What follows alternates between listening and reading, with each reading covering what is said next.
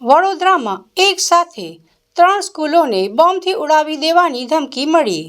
વડોદરા શહેરમાંથી આજે સવારમાં જ એક અત્યંત ચિંતાજનક સમાચાર સામે આવ્યા છે.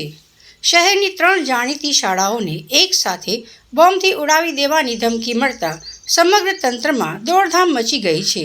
અજાણ્યા શખ્સ દ્વારા ઈમેલ મારફતે આ ધમકી આપવામાં આવી છે, જેના પગલે પોલીસ કાફલો અને બોમ્બ સ્ક્વોડ ઘટના સ્થળે પહોંચી ગયા છે. વડોદરામાં ફરી એકવાર સુરક્ષા વ્યવસ્થા સામે સવાલો ઊભા થયા છે.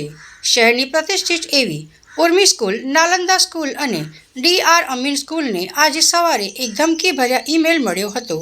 આ ત્રણેય શાળાઓને બોમ્બથી ઉડાવી દેવાનો ઉલ્લેખ કરવામાં આવ્યો હતો. ધમકી મળતાની સાથે જ શાળા પ્રશાસન દ્વારા તકેદારીના ભાગરૂપે વિદ્યાર્થીઓને તાત્કાલિક રજા આપી દેવામાં આવી છે.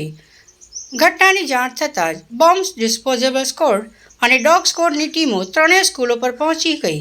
અત્યારે શાળાઓના ખૂણે ખૂણામાં સઘન ચેકિંગ હાથ ધરવામાં આવી રહ્યું છે. સ્થાનિક પોલીસ સ્ટેશનના પીઆઈ સહિત ઉચ્ચ પોલીસ અધિકારીઓનો કાફલો પણ સ્થળ પર હાજર છે. સાયબર ક્રાઇમની ટીમ આ ઈમેલ ક્યાંથી આવ્યો તેની તપાસમાં લાગી ગઈ છે.